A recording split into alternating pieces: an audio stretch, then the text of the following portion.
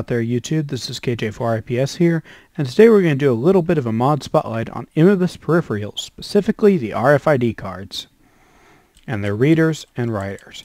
So RFID cards themselves are essentially a redstone and paper sandwich. You get one of them, they look like this. You can actually dye these with different colors. The way that these work is when you have one in your inventory, a reader can pick it up, and it's got to be in your main inventory, in these 3 bars and your hotbar. This Creative Plus inventory doesn't count. Forestry backpacks don't count. Camping mod inventory doesn't count. Anything that is not your normal inventory doesn't count. So we're going to set the time of day here. If we take a look at this first computer, we haven't done anything here, so we're going to real quickly bang something together to read out a card. But first we got to make one. So the writer here is a little bit simpler than the reader, actually, how to code for it. So we're just going to wrap the peripheral. And it is on the right. So if we take a look at W, there's the table of functions that we get when we wrap a peripheral of any kind. So the writer has a function called encode. And we're going to encode the data 123, on a card which we're going to label testing card. The labels here work like the labels on floppy disks and computers, that when they're in inventory, it'll show up in the tooltip. So we're going to pop our blank card in there. We got some nice red lights here to let us know that it's ready. I run this command, we get a true. The computer immediately returns. It can go do something else. One of the other functions here is like W is present. So tell us whether or not there's a card in there. There's also is coded, which tells us if there's data on the card. And there's W. I believe it's write progress. No, it isn't. We'll get back to that. I've got a machine over there that we're going to show. And it actually does use that. So now we've got ourselves a nice RFID card. So the way this one works, and we're going to wrap this just like the other peripheral, assuming that I can spell the word peripheral. Make sure it wrapped. Okay, so this one has a function called r.scan, but if we run it just like that, we ain't going to get anything. r.scan makes a bunch of events that have to do with what it found. So I'm going to put this card we just made in my creative inventory plus here, so we won't actually see it in the scan. So we're going to say scan, and then while true, do, so basically infinite loop here, print, because we're doing this in a line, we have to actually say the print, os.pull event, and then end, to end the loop. So this is going to create an infinite loop. And as you can see, the only event that came in is RFID scan done, and it came in on the right.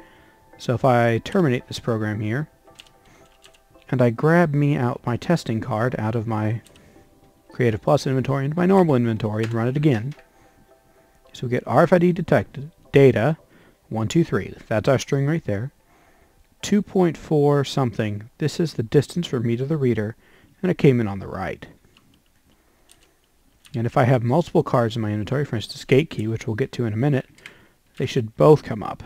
Of course, they're not going to come up if the program's currently running. It's not scanning. So see, got RFID detected, this is the gate key, because that's the data for the gate key. And there we are. This is fairly simple. It's about a piston without the wood. This is a little more expensive. We got 2 gold blocks. We also have glowstone lamps, which means you need to have glowstone from the nether. Sorry, redstone lamps. These are dirt cheap. So I'm going to get rid of this testing card, but I'm going to hang on to this gate key. So if you see, this is a not very well concealed 3x3 door. Mainly horses can go through this. We have mo creatures installed here, and the doors we had over there just weren't working. If I get close to this door, it'll open. And on the other side, we've got an RFID writer. This is to deal with the problems of people losing their keys. You can just plop a blank one in here. So we're going to go down to the computer that runs this. It's right here. Let's stop the current software. And I didn't bother using OSPull raw because if someone's tunneling under my door, they can just tunnel right through it. So if we take a look at RF door, we have a bit of configuration here. Just gets the reader and writer wrapped so we can use them later. Red side keeps track of what side the redstone it needs to trigger is on. Since we don't have Mind Factory loaded or red power yet, we can't use bundled cables.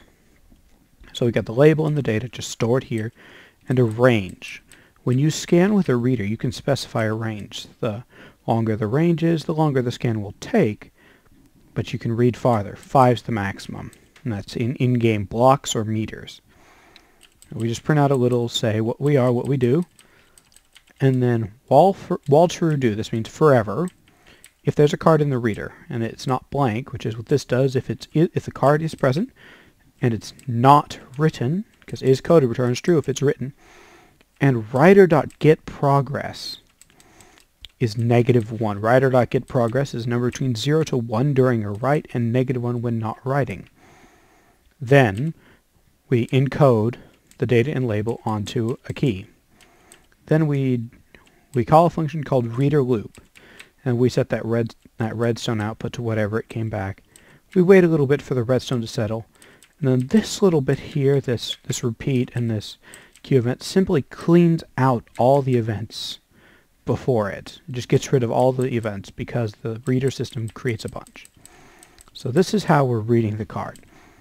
So scan, tell the reader to scan, then get an event, save all the parameters. If the event is RFID detected and the returned is the data we're looking for, then return true.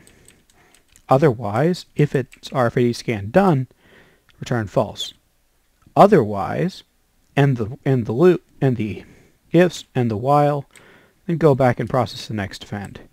That way, if an event like a character event comes in or a redstone event comes in between the time that we start this and end this, it won't mess it up. And then this just calls that main.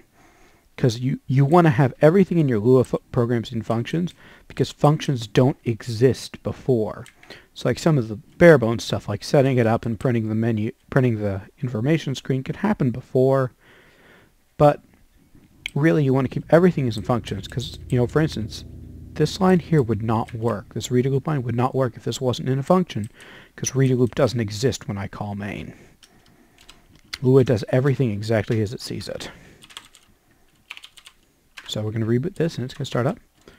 And it'll probably detect me down here. And that's your quick introduction to Immibis Peripherals RFID cards. Like if you enjoyed, subscribe if you wanna.